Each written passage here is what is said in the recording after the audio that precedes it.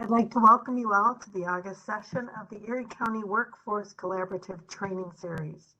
The Erie County Department of Mental Health is so happy to be able to offer these trainings to the dedicated providers in our community.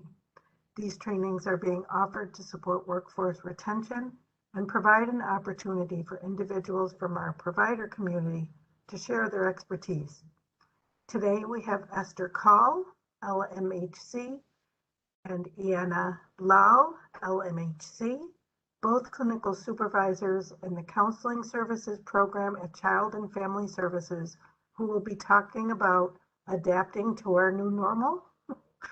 I'm pleased to announce that the topic for September will be the impact of domestic violence on child brain development. That one will be presented by Dr. Peter Merton, a psychiatrist from University Psychiatric Practice. That one is scheduled for September 28th at noon, and you'll be able to go to the Erie County Department of Mental Health website to register. I expect this to be posted next week. We will also be distributing notices with the registration information also probably next week. This is truly a community collaborative, and we are looking for volunteers to share their expertise with our community of providers. If you're interested in doing a 1-hour presentation, please contact me.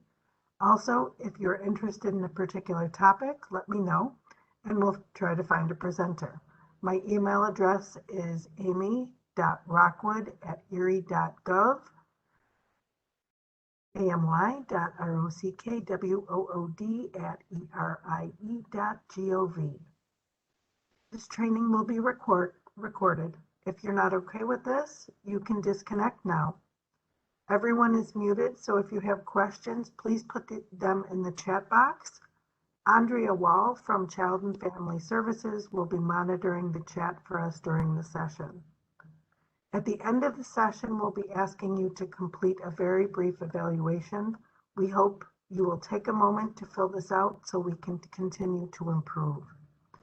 I also wanted to mention that the trainings are all passed, and this one will be posted to our website at the end of the session. Thank you all for joining us again, and I'd like now to introduce Esther Kaul and Lana for their presentation on adapting to our new normal. Thank you so much, Esther and Lana, and it's all yours. Thank you for having us. Thank you. Yes, thank you so much for having us. We are so excited to be here with you today. This topic for us is really relevant as service providers, not just in the community as workers and the helping professions, but also as people in the community.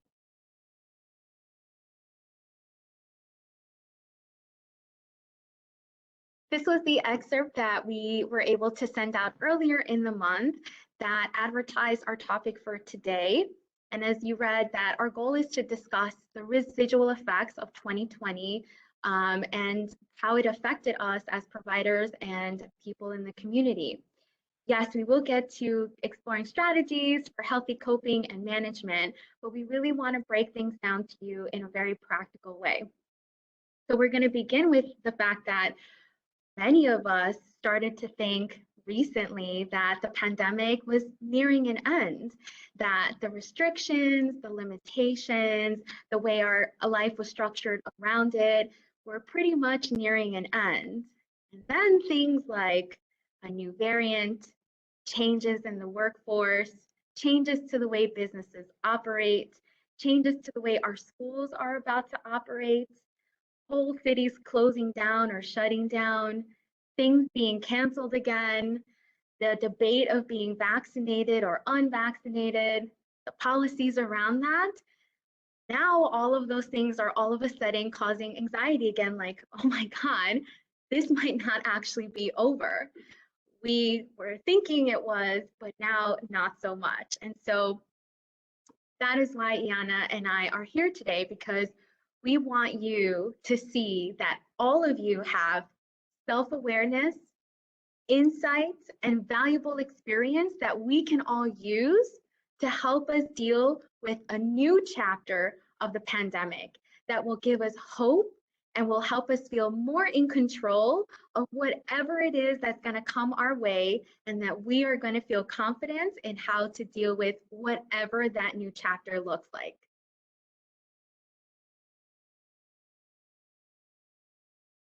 I'm going to start off the discussion with asking a really serious question, but it's going to come off a little bit odd. Who are you? Who are the people in the audience today? In order for us to really have a productive discussion to help you figure out what we can do moving forward, we need to figure out who you are.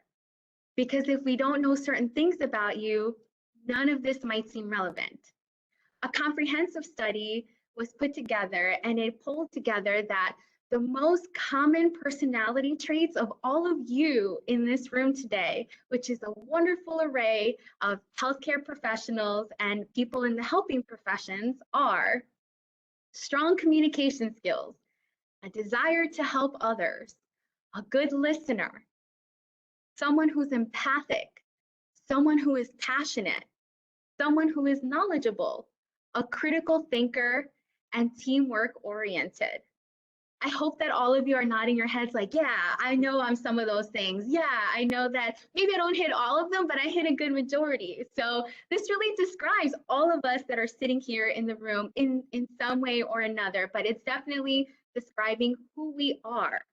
And we're going to take that to really inform why we're here today. So Esther, if we're all of these wonderful, amazing characteristics that you're telling us we are, isn't that a good thing? Isn't that supposed to be like a pat on our back? Like, yeah, way to go. You're empathic, you can communicate well, you're a team player. Those things are good, right? Well, if you look at this slide, I'm going to tell you it's a maybe. And let me tell you why. I'm sure most of us have seen this really amazing infomercial for OxyClean, where the guy is just so full of information and he goes, but wait, there's more. And he's so animated, and you're just like sitting at the edge of your seat waiting to see the new thing that this one product can do. And you're so amazed that it is so versatile and can do so many different things. And you're waiting for him to just have the enthusiasm, but wait, there's more. I feel like that actually really sums up the energy of 2020. But wait, there's more. I really don't want to oversimplify anything of the pandemic. I don't want to oversimplify anything that we have all gone through with family, emotionally, or physically. So I've just put together like a brief list of the common things that were reported as experiences across the board for many of us who experienced 2020 in this country.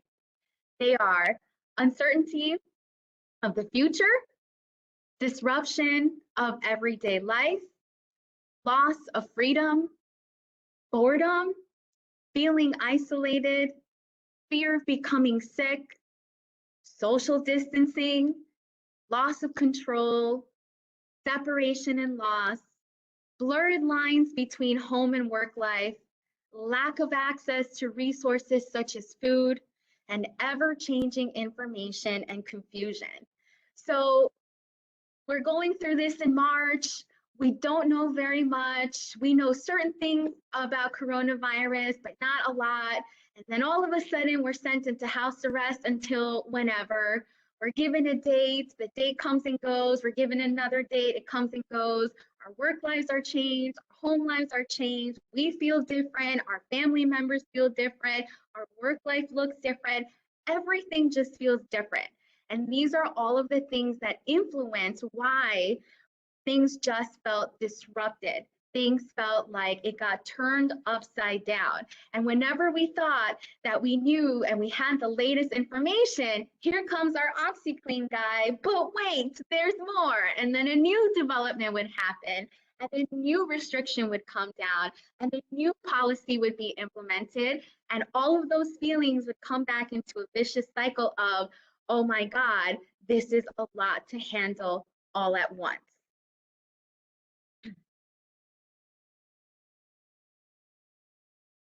in our society, it is really indoctrinated in us that the picture on the left is the thing to strive for. It is the goal.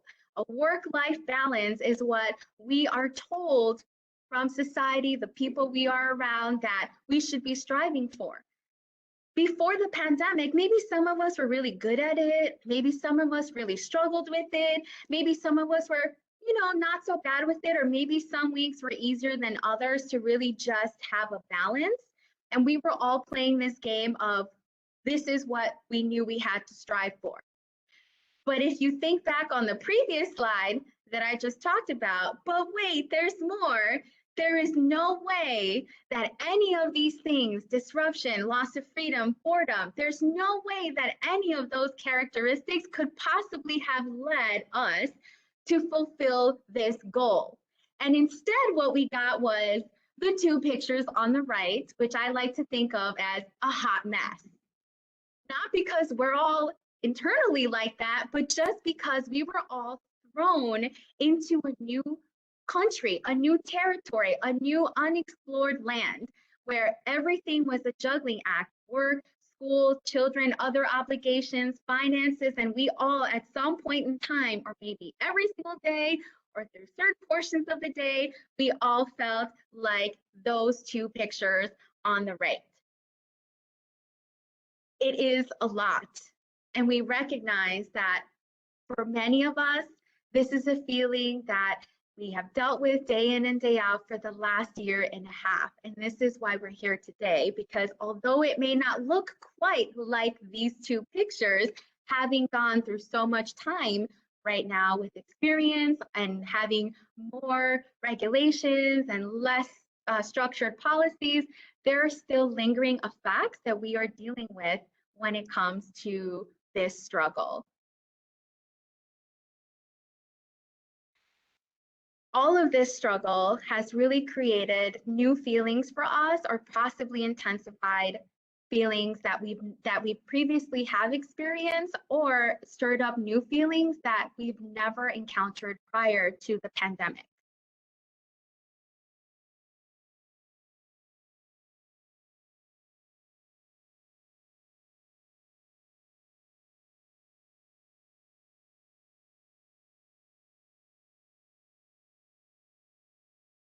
We're going to watch a video and we're going to hopefully get the link to work. Bear with us.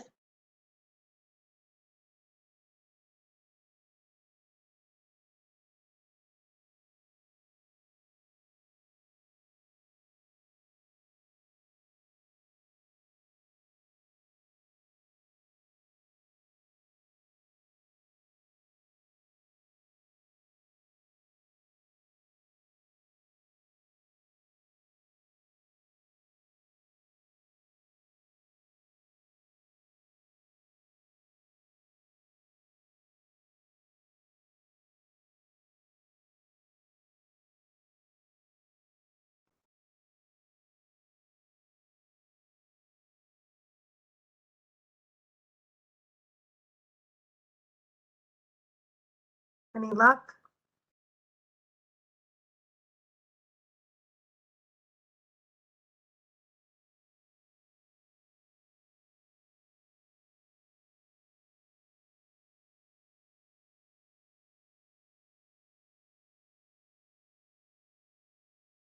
Okay, so the video is not going to let me expand it, but I do want to share this with you, and we'll talk about it afterwards. So just watch and just pay attention to your thoughts on it as you're watching.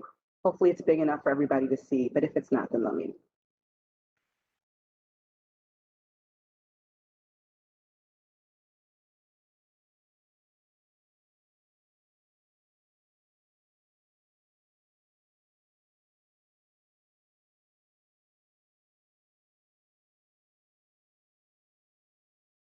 Is there sound with this?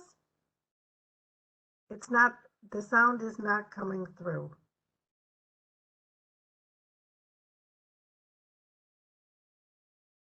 Let me try this again. 1 second. I'm sorry. It's okay. That's technology.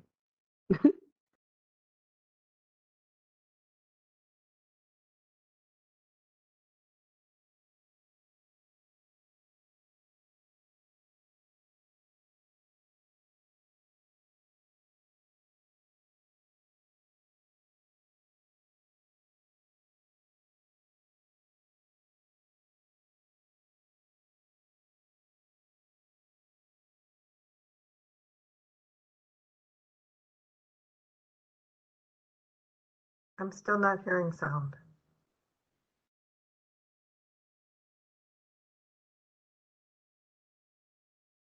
If you'd like, I'm opening up the presentation. I might be able to share it from here.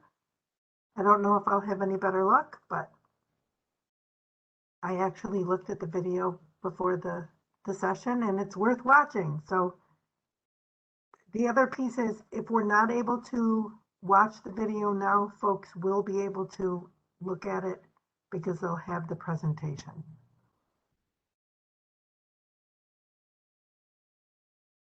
Come on. We all love technology, don't we?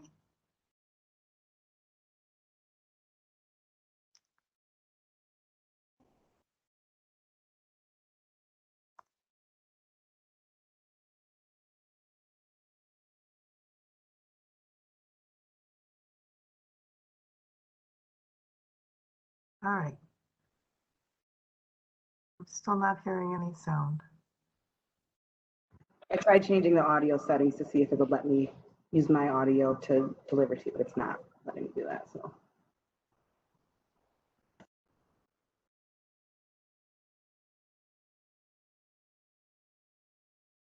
Seeing everything.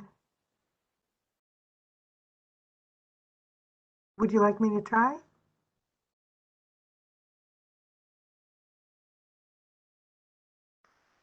Oh, you know what? Can you pass back the presenter thing?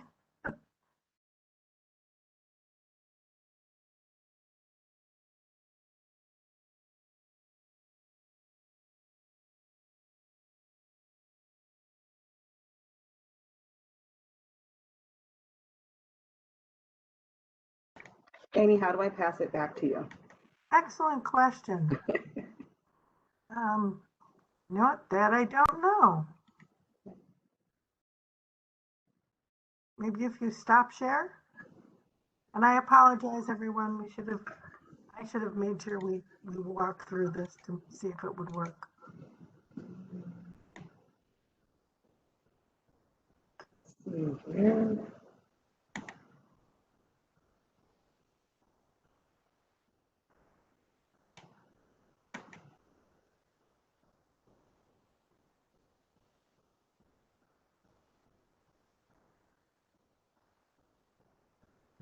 Oh.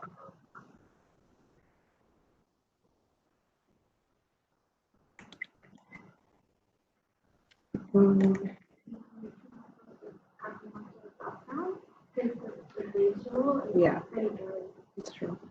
Well, a lot of it actually, the audio for it is just really just music, but there isn't really much audio to the video. It is a lot of just watching. The music does add a little bit of the vibe to it, but worst case, we can show the video without the audio too. Okay, let's just move forward and do that. Okay. Okay. Thanks, everyone, for your patience.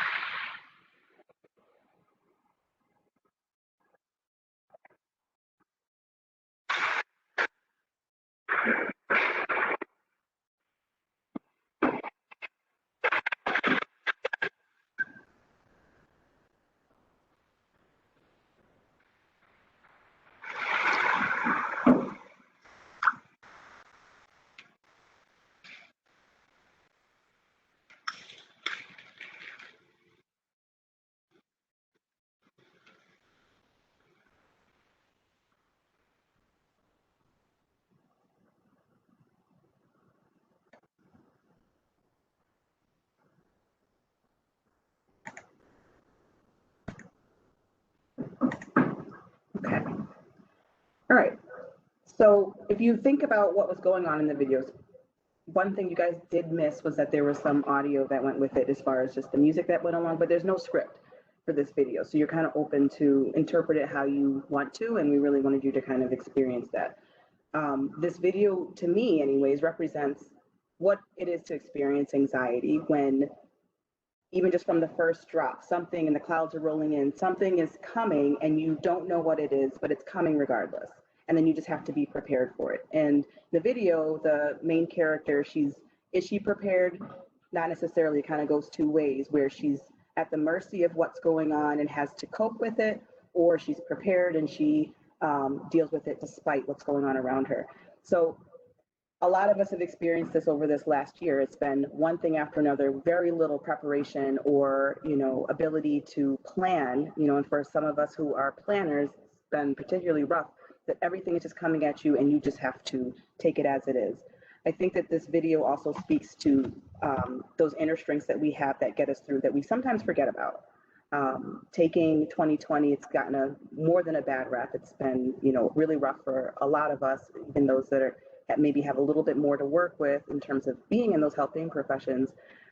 We've also experienced being overwhelmed and anxious as well. So just paying attention to what's going on in the video, what sensations you're getting in your body, what thoughts come up for you. Just wanted to share that with you and just kind of giving you a video image of what many of us were probably experiencing over the last couple of years.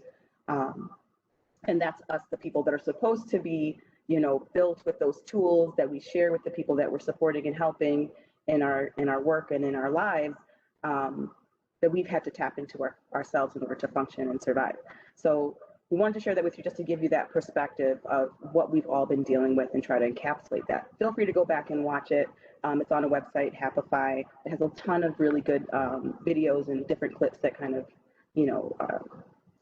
can illustrate what it means to feel anxiety and depression firsthand. So let me share that first. Any thoughts that you guys have, obviously, please share them in the chat box as far as your perspectives on the video. And again, if you have some time, please go back and hear the video too.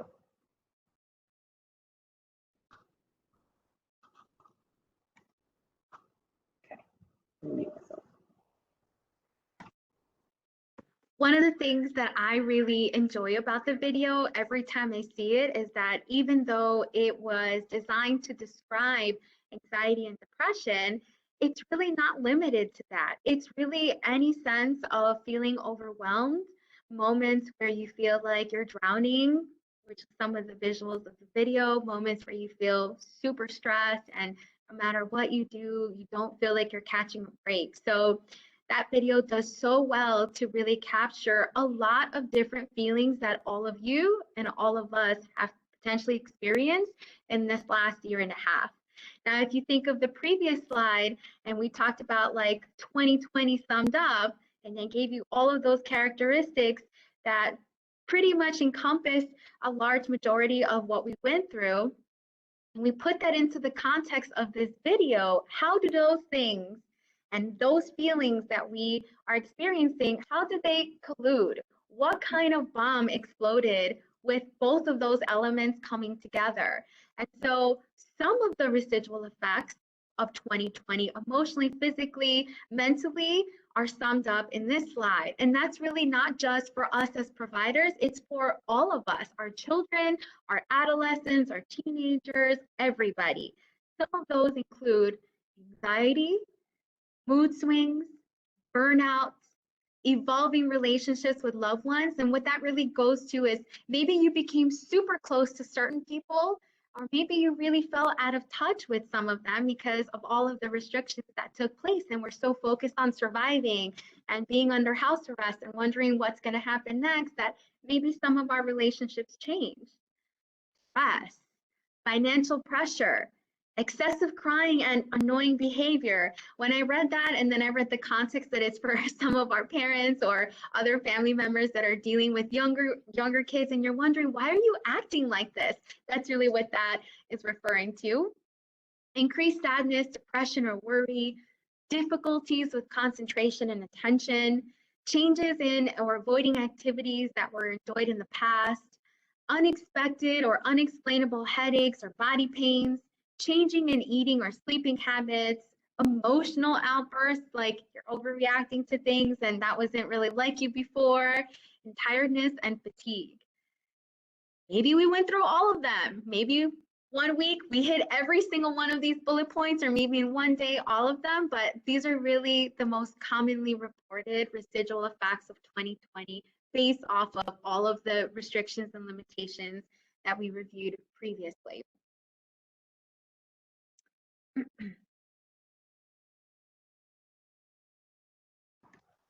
So I put this slide in here to kind of articulate for everyone what we're actually up against. Again, if you're in the helping profession, the service profession, those kinds of fields where you are expected to give from yourself to others in some capacity, regardless of it is, this past couple of years has felt a little bit different. So the analogy of a firefighter whose house is on fire and the world is on fire, and then you're also burning yourself and you have to do all of these things and kind of be in the mix of it all at once. Who puts out the fire? Who is responsible for helping the person who is supposed to help? That overwhelming feeling of the things that people tap into me for and provide are being depleted because I have to be able to stay afloat myself.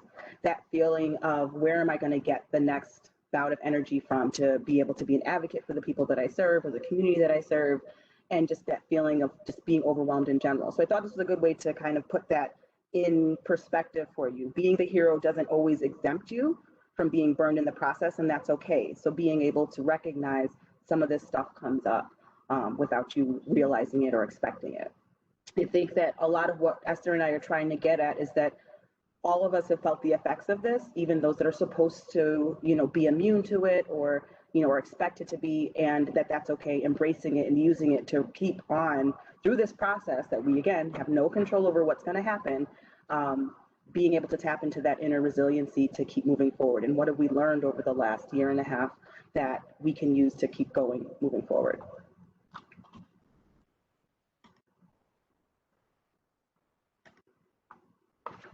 Okay, so let's talk a little bit about traits and symptoms of traumatized people. So this is kind of falling into, again, this circumstance is just very new for all of us. No one really saw it coming, but once it hit us, we had to act. So typically traits that we see are shock, denial, or disbelief, confusion, difficulty concentrating, anger, irritability, mood swings. So again, just like changes in your mood and in your emotional regulation, anxiety, fear, guilt, shame, self-blame, didn't do enough, I have to protect everyone around me, withdrawing from others, feeling sad or hopeless, and then feeling disconnected or numb. So just thinking of the services that we provide here in the clinic, just knowing that we're all just one bad day away from being a client ourselves. And that's what this year has felt like, is that we are all, susceptible to these things and not really being able to encompass all the strengths that we have in order to deal with it until we're just kind of in the thick of things. So when we're thinking about why we do what we do, it's the understanding that any of us could be a client someday or have been. The long-term residual effects of these past couple of years, trying to measure them as they're happening is difficult enough, but we don't know what we're going to see down the line. Being prepared for, okay, what skills and strengths do we have in order to prepare for this, in order to manage this going forward, it's really what we're trying to get at, especially for those that are putting in a little bit more because we have to. This is what our role is. And, that list of personality traits that Esther was describing earlier, it's the reason why we got into the fields that we are in the first place. So being able to use those to take care of ourselves is just as much of a priority as helping others. This year has put vulnerability at the forefront. So I don't know any of you, but I do remember in the beginning, just kind of looking back and reflecting on it, the fear, oh my gosh, we're all going to run out of toilet paper. It's going to be a disaster. It's like all of these things that we were told to be afraid of and adding extra stress around you. If anybody's been in Target and heard someone sneeze, all of the faces, everyone's turning, who's sneezing, all of those feelings that you didn't have to think about before now suddenly are at the forefront. So not like things were easy breezy before all of this happened. We still had life stress. We still had all of those things to deal with as well. But now, we have this added additional thing to think about. So that's what this year has kind of been to me, is just been experiencing vulnerability in a way that we hadn't before. It's not shocking that you may experience some of these long-term effects going forward. And then it's a matter of being able to manage that. We're not immune to things like trauma and this was a pretty traumatic experience that the world experienced together at once.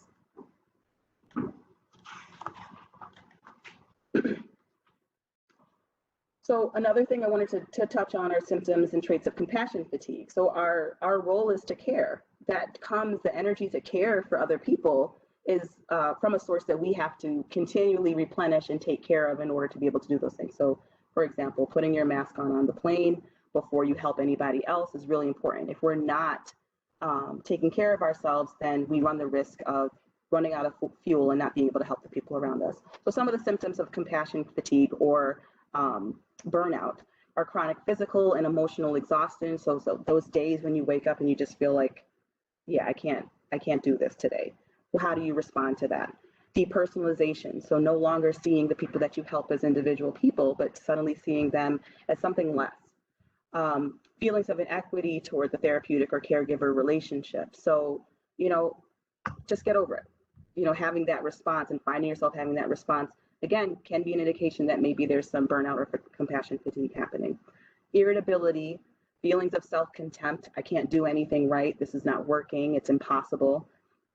Difficulty sleeping, weight loss, weight gain, headaches, poor job satisfaction, and then when flattening the curve. So I put this in here because I remember when everything was first starting and really picking up, there's on my way into the office, there's a billboard along the 33 and it would say flatten the curve. And I remember thinking that it immediately would give me anxiety just going into the office and seeing that sign, because the idea of flattening a curve, what they were describing felt so much more difficult. So it just felt like more like ironing a mountain to me. It's just trying to make something flat that doesn't want to give and isn't ready to be flattened out. But the idea that we had to do so much ahead of us in order to get through this was really overwhelming. And that was trying every day, seeing it on the way into work, trying to fight that battle of taking care of and support the people that we're working with was a lot. So we're all susceptible to it. But again, this is about being aware and then what do you do about it as it comes up.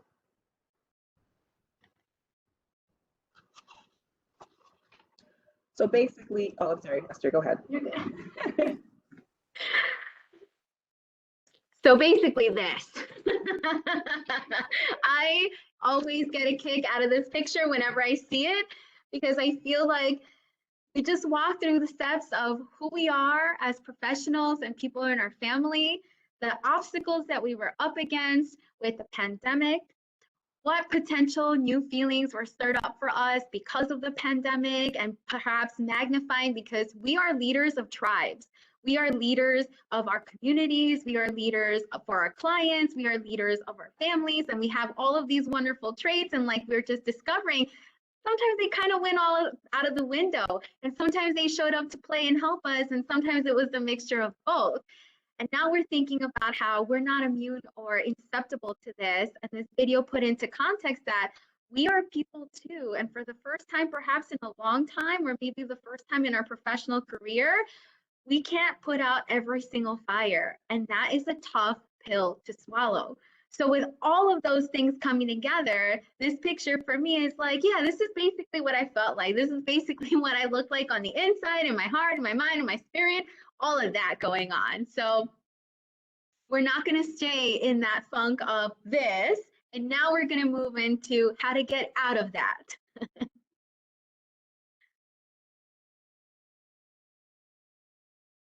There was a good quote, and I tried to find the author, and it's in the reference section, but the importance of today is the fact that it is critical that us as healthcare professionals and people in the helping professions pay attention to our emotional lives in order to remain effective and healthy ourselves, especially in a time of crisis. We can't be too hard on ourselves, because if this is the first real life crisis that we've dealt with for so long over an extended period of time, there was no way for us to be prepared and to know exactly what to do and have a contingency plan and we got this and we're organized. There's no way that that would have been a realistic expectation. But now that we do have all of this valuable insight and experience and self-awareness, what do we do with that information? This is where we're getting into coping strategies, skills, and how to utilize them moving forward. The building blocks. I really want you guys to keep in mind these 4 things as we move into discussing what do we do? How do we get through this, Esther? What are you asking us to do or telling us to do to make us better? Well, in the beginning of the discussion, I asked you guys, who are you? And I gave you a list of common personality traits that really describe all of us here today. And that really cemented for us that, yeah, these are things that are within us and that we forgot. And now the question is, who do you want to be? What are you going to look like? And when you look back and say, yeah, I got it together. I was able to show up after a year and a half and just be that person. That is the feeling we want to capture today when you leave. Who do you want to look back, or when you tell your grandkids or the people in your life, oh my God, in 2020, in 2021, in 2022, this is who I was in that time of my life. That is the feeling we want to capture for you guys today. Focusing on what is within your control is number 2. Why? Because we just listed a whole bunch of things that are not in our control. We're not in our control. And guess what? There's going to be another onslaught of things that are not in our control. And not just pandemic related, but just life related. We can't guess what's going to happen in our families or with ourselves, with our health, with our jobs. So there are certain things that no matter how hard we try to plan for, they're just unknown. But there are things that we can focus on to make us feel like it's coming for me, but I'm ready. The third thing is that adjustment is a process. So that's saying that, it's not a process, it's not an event, it's a process. That's really what we're going for here, because it's ever changing. Whatever strategy we can name today, whatever thing works for you this month through the year may not be as effective next year, because maybe those circumstances don't look the same as this year, or maybe there are new elements that are affecting us that thing doesn't work so well for us anymore. So whatever works for you today, that's awesome. We're going to go for it. We're going to use it as much as we can.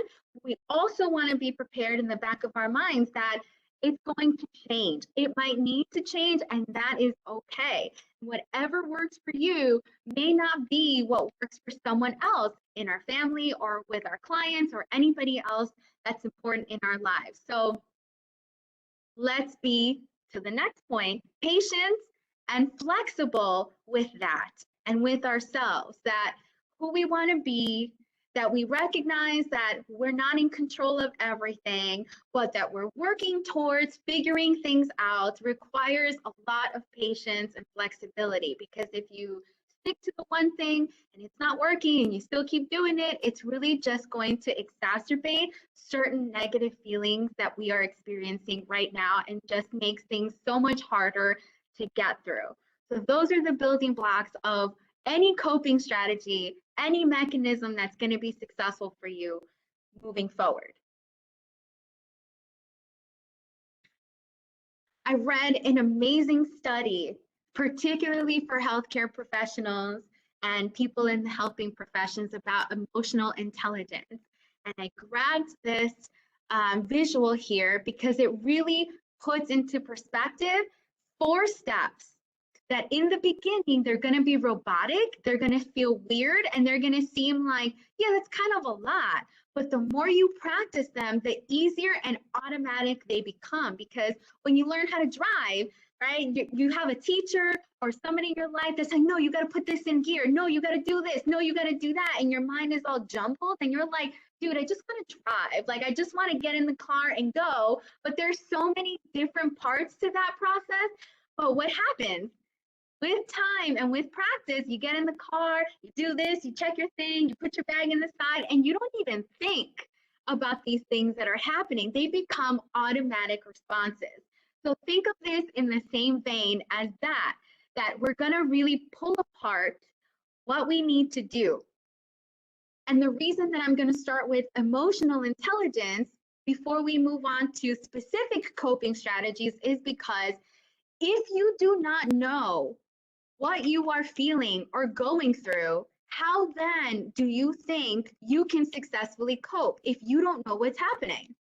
How can someone offer you something to feel better? How can you offer yourself something to feel better and relieve this weight off of your shoulders if you're not actually in tune with what is happening here and here? So if we break that down first, what am I going through? Which is step number 1, self-awareness. What am I feeling in this moment? If you're at work and you have a client on the phone, or you have your boss and he or she is sending you an email, or you're getting a text message from your kid that they need you to run to the store and get something because they forgot and it's a lot. Are you aware of what is happening to you at that very moment? And do you know how you're reacting to that in that very moment? That has to be the first step, because if you glide right over it, the ripple effect of it's going to get worse and it's going to get more complicated and it's going to get potentially even more stressful is more likely to happen. So self-awareness, knowing what you're feeling and how you're reacting to those feelings is going to implement a more effective strategy for performance. And then it will inform how you manage them. It's especially important for us because, as we're describing here, our audience are the leaders of tribes. We are all responsible for other beings in some way, shape, or form. And so if we don't start with this level of awareness, how do you lead? How do you take charge of a situation and make sure that that group of people is good, not perfect? Not by any means does it have to be an A effort every single day, but if we can prevent a meltdown, we're going to do it. So ask yourself, what am I bringing to the table right now? Am I calm or am I turned up? Am I panicked and melting down, or am I a little bit put together and I can go with that? Self-awareness is step 1, which brings us into step 2 of self-management. There's a little part in our brain, little thing, it's the size of a pea. If you don't like peas, that's one thing, but it's small, okay? It's called the amygdala. If you are reacting to a trigger and you are not self-aware that you are being triggered at that moment, and that therefore you're feeling all of these things, this little pea-sized thing is gonna hijack your whole being. It's going to hijack what you think and how you feel.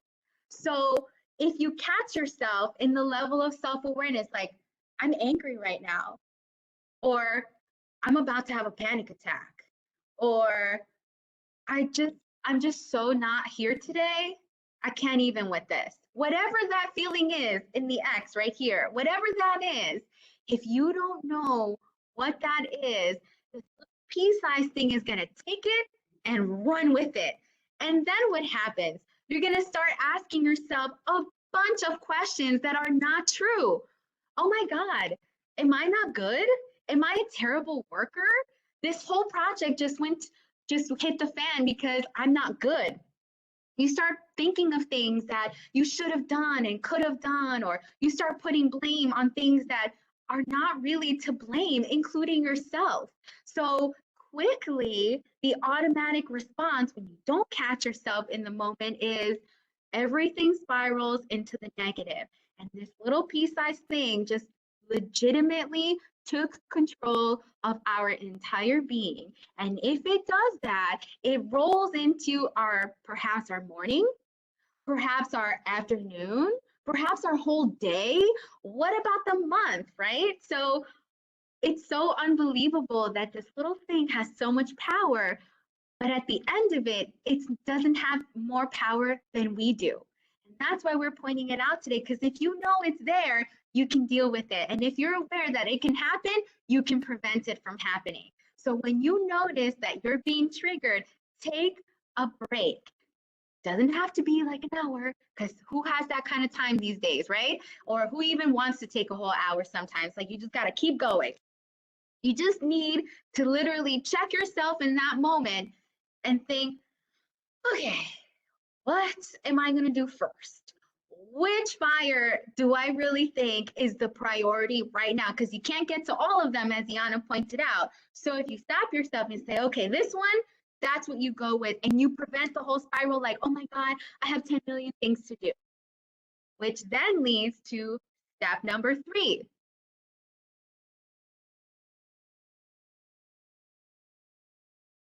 Social awareness. If you know what's going down with you, you are way more likely to be in tune with what's happening with others around you. And if you can recognize in yourself that these things are happening, your eye, your ears, and your mouth are trained to address and recognize what another person is potentially going through. So when your kid comes to you and says, rah, rah, rah, rah, and you're looking at them like, I don't have time for you, but you take a minute and you figure out, okay, I'm feeling really overwhelmed right now, but I gotta listen. Your automatic response tunes into, maybe they're freaking out about something and maybe they just need me to tell them, hey, it's gonna be fine, here's our plan. Instead of it now turning into a full-blown argument that you don't have time for this because you have to get dinner and you have to do this, that 2-second intervention of preventing an amygdala hijack was unsuccessful. You were able to prevent it from taking over, and you addressed the thing that they need because you figured out what you needed in that moment and what was happening for you. Anybody in the helping profession, remember that list. You're a good listener. You're empathic. You have good communication skills. So all of these things are coming back into play. Like, yeah, that's exactly why you're in this field. You have those things already, but you need a reminder that we have to break them down into something that's useful and practical. So get to know yourself, new feelings, what's going on, figure out a way to prevent it from snowballing. And then when someone, anyone, comes to you and has something that they need, that's when you're going to successfully recognize what's happening with them. And it turns into the final part, step number 4. Social management. It's a symbiotic relationship between you and the trigger, you and the other person, you and the priority, you and the obligation that is in front of you. Because as much as it seems like it's a lot to do right now, like you're a new driver, you're a student driver, and all of these things you have to check for, in the beginning, the more you place yourself in this process of what am I going through to then meet the needs of someone else, you are more likely to decrease the fighting and the miscommunication and the stress levels that are so high you don't even know how you're breathing today, or how you even manage to get up and get to work, or deal with this or deal with that. Once you tune into your own emotions, you can reach out to other people and let them know what you need. How can you ask them for help if you don't even know that you need it?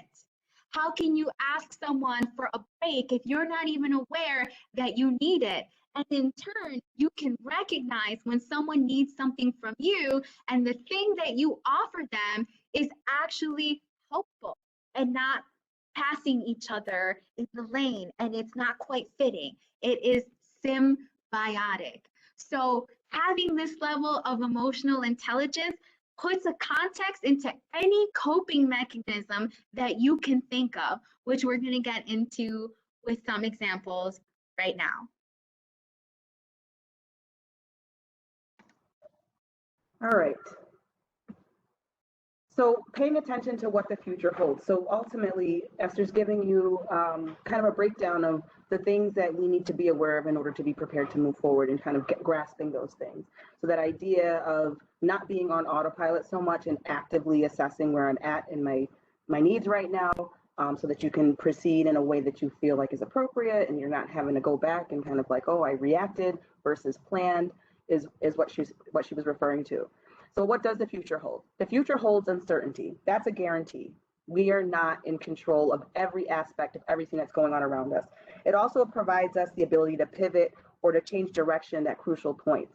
So that strength of being able to flex the muscle that you need in order to go from, make a 180-degree turn and change things to shift for what the current need is an ability that we need to be able to utilize ongoing and that we've had to use over the last year and a half. So something that, again, we're highlighting things that have come out of all of this negativity and frustration and overwhelming feelings that we can use to put forward, in preparing for what's coming next. So uncertainty is absolutely a guarantee. We got to get comfortable with the I don't know of it all because we just don't. And I know that for some of us, that might be a little bit more difficult and produce a lot of anxiety. But again, just so that our brains aren't kind of being hijacked and taken over where we're just solely reactive, gaining some control in terms of, okay, I don't have control over everything is kind of gaining control in an essence as well.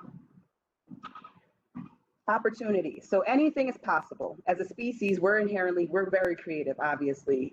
Things like COVID coming and almost, having a huge impact on our population, the amount of illnesses and deaths that it's been tragic ultimately, but seeing what people have done in order to adapt and to rise to the occasion has been pretty amazing. It's an opportunity to collaborate with each other and really tap into our strengths as a community.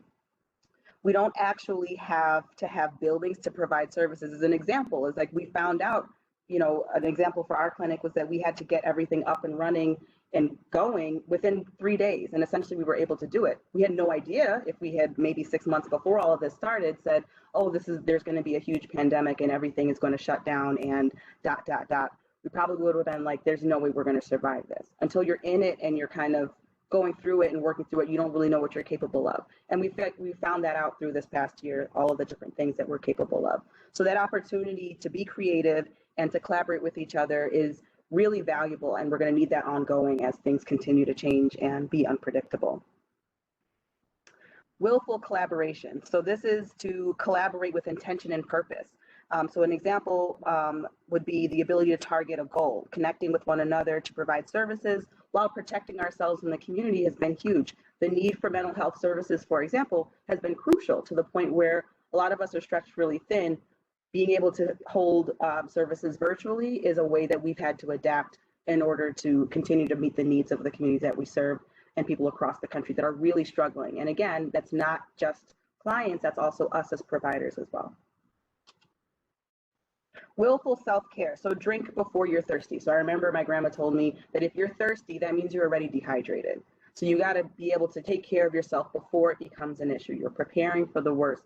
So in that video that we showed about anxiety, when it shifted from her kind of reacting to what was going on, it started raining and then it was flooding and then she was drowning and then there was the wave. It shifted to her being prepared and just pulling out her umbrella. I carry an umbrella in my purse all the time. I'm always prepared, just in case, even if the sky is blue, I always have an umbrella on me. But again, it's just kind of investing in what do I need to get through this week? What do I need to get through this month? What's going to help me to survive and what skills am I going to need? You have time and space to really look at that. And you can also reflect on what have I needed that I didn't always have and maybe need to put into place. Coming to terms with being able to navigate our limits. This is an interesting one because, again, a lot of us may not have realized what kinds of things will really kind of put us down and really have a huge impact on us in a way that maybe we haven't seen before because things have been controlled to a certain degree. But being able to come to terms with this is my limit. I can only do this much before I'm going to be struggling is information, and information is power. So ultimately, this is what we're talking about, is being able to recognize and assess ongoing, regularly with yourself, what am I needing right now? What am I missing? How am I doing? Those kinds of things are really what we're going to need in order to be able to move forward. And then interdependence as a strength. So being in quarantine and isolated, I think that what I've seen across disciplines and kind of work fields and everything is that we've really had this opportunity to have some introspection and kind of look at what it means to be alone and vulnerable when we've had no choice to be. But really kind of also on the flip side, looking at, oh my gosh, all of these relationships and connections that I have are incredibly valuable to me in a lot of different ways, even the ones that are solely professional, even if they're not necessarily the best personal relationships. We've learned a lot through this time that being spatially isolated from each other has had a huge impact on how we function, so that being able to embrace the interdependence as a strength is, again, how we're going to need to move forward. Being able to have systems that collaborate with other systems makes it so that we can move forward successfully. And again, we're going to need that because we don't know what's coming. Is it going to be a wave? Is it going to be a flood? What's happening next? We don't really know until it is happening. But again, coming to peace with, we don't have control over everything. I don't know why it's not coming in.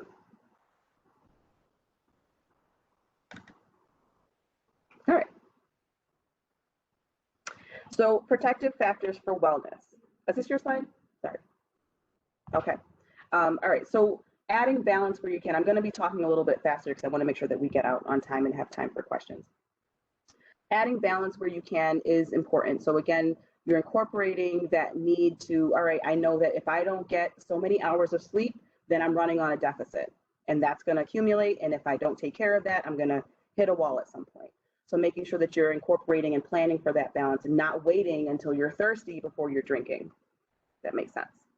Incorporating gratitude. So I saw a really cool message to remember, and I've been using it quite a bit. Instead of saying, oh, I have to do this, I have to do that, reminding myself to change my verbiage to, I get to do this. I get to go to work and help people as best as I can. I get to try my best today. I get to, do those things, versus being burdened by them. Appreciating even the tough stuff is a really great way to replenish your soul and replenish that tank that we need in order to keep going. Listening to your body. Your body is your compass. It is telling you what you need in the moment.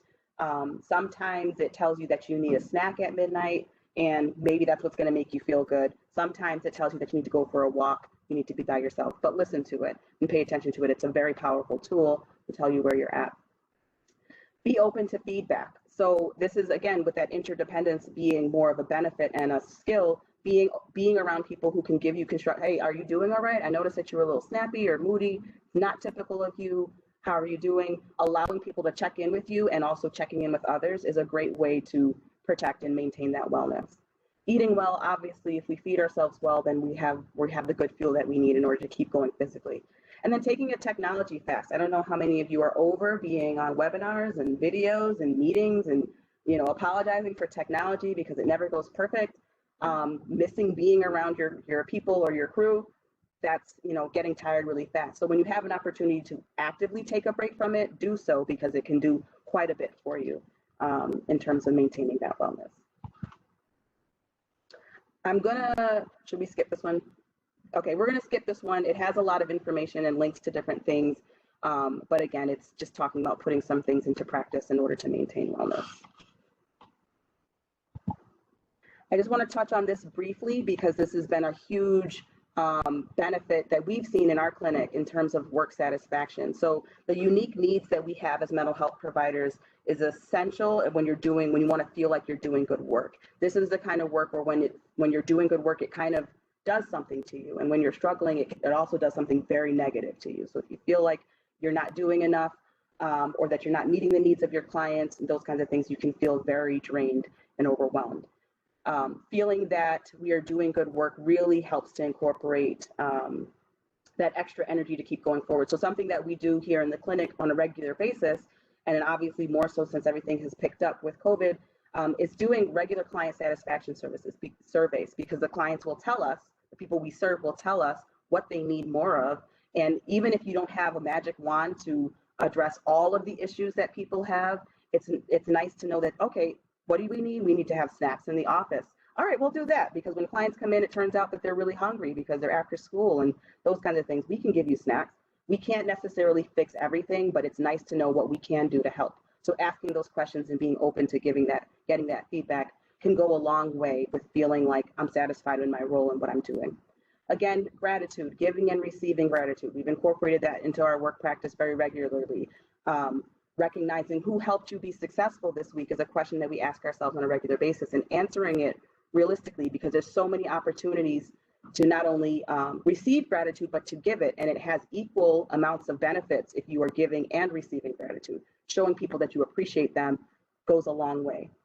Checking in, so that regular question of how are you, and answering in a benign kind of automatic way of I'm fine. Something that I've done and that I've seen peers around me doing as well, is making sure that I'm answering that question honestly. If I'm not doing well, I'm not saying that I am. And making sure that there's someone that you can go to if you aren't doing well, that you feel comfortable with and trust, to be able to bounce some things off of. Having your team kind of in place to help you assess how things are going and being open and honest with is really beneficial. And I'm talking about, again, in the work setting where we're doing and doing and doing. When someone asks you, how are you? It's okay to answer that question honestly. Kicking in that fight or flight response. What is coming up for you when you think of going to work? Do you feel like running away, or do you feel like, going in, charging and taking everything head on? Paying attention to that. What's your immediate reaction when you think about going to work? And is there something that needs to adjust to help adjust that a bit more? If you feel like running and avoiding your work situation, then there's probably something off. So again, just tips and things to pay attention to that might indicate that maybe you are doing really well, or that you're struggling and might need some additional support. All right, so it's encouraged and it's okay to reach out and seek support. So you're not alone in the adjustment process. We all are adjusting. And adjustment and change is violent and chaotic. That's just what the nature of it is. Whether it's the weather changing from clear and breezy to dark and rainy, that process of change automatically is going to produce some very negative, heavy energy. And this is what we're going through as well. We are being forced to adapt and adjust at a rate that we're not all used to. So being kind to yourself, showing yourself compassion, showing the people around you a lot of compassion, and giving and having a little bit more patience goes a long way, because we're all going through this together at different paces. Obviously, if you would like to reach out, the link to clinical services here, child and family, are included in this slide for anybody who is interested. But I just wanted to make sure to emphasize that those things are very important. Again, I apologize that I'm having to go a little bit faster because we're wrapping up and running out of time. These are also some references and resources that we thought would be useful for you guys to look through if you wanted to. Some of them are more pointed at COVID specifically, but some are just about self-care in general. There's a lot of really good information from different reputable sources on adapting when change is inevitable, and then also skills that you need in order to take care of yourself. So plenty of really good information here that we thought would be useful for you guys, knowing that you were going to receive these slides to reference later on. All right. So that's it. That's everything that we wanted to share with you today. It's a lot of information. I hope that it was helpful for you all, and that we touched on some things that maybe kind of solidified maybe even what you were thinking already. Oh yeah, that has been really helpful, or I didn't think about that. Hopefully there was something that you all could get and benefit from through the discussion. So I am going to stop sharing. All right. Well, thank you, Esther. Thank you, Deanna. Thank you, Andrea. And thank you all for coming. This was just in time. Needed to hear this. I'm so glad everyone could be here today. I pasted the link to the evaluation in the chat box. Please fill that out if you would. This presentation, the PowerPoint and the recording will be posted on our website probably by the end of the day. Check there. You can also see all of our previous, or most of our previous recordings. All of the presentations are there for all of the sessions throughout the year. If you know someone, and I think for this one in particular, you know someone who might benefit from this, who might be really struggling and this could be helpful, please send them the link or direct them to the website so they can see it too. Excuse me. So the link to register for the September session, Impact of Domestic Violence on Child Brain Development, will be posted probably next week on the website. Again, if you're interested in being a presenter, please let me know. If you have any ideas for topics, send them my way. And thank you all again for being a part of our collaborative, and have a wonderful day. Thank you for having us. If any of you guys have any questions, we love them. Please call us, email us, send them our way. We are happy and willing to continue this discussion at another time if you would like. So thank you again for taking the time out to be with us today. Have a wonderful rest of your week. Thank you. Thanks, everyone.